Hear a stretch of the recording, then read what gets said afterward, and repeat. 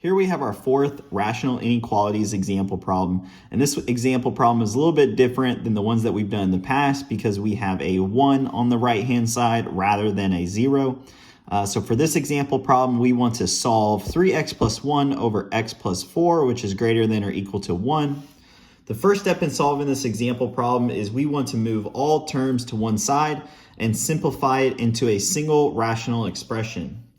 So we'll go ahead and do that with the first step being subtracting this 1 from the right-hand side and moving it to the left-hand side, and then multiplying the 1 by the least common denominator, which is x plus 4. So we'll have this expression here.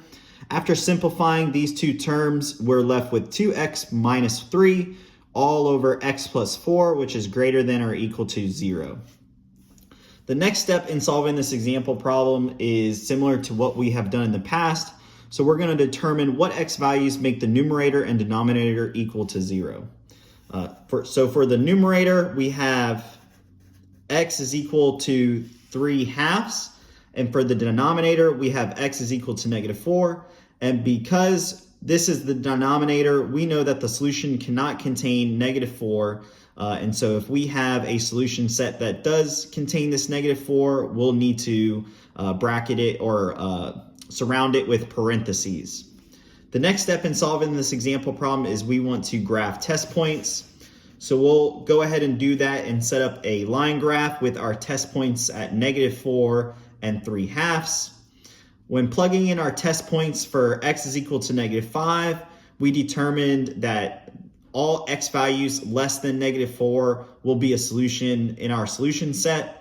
When we solved for x is equal to 0, we determined that this created a false statement, and so these values from -4 to 3/2 will not be included in our solution set. And for x values greater than 3/2, we found that these x values will be included in our solution set. The last step in solving this example problem is we want to write the solution in inequality in an interval notation form. And so we can go ahead and do that. For the first solution set, we're going to have from -infinity to -4 with both sides being not included. And so we can express that in interval notation with a parentheses, -infinity, comma, -4, and parentheses.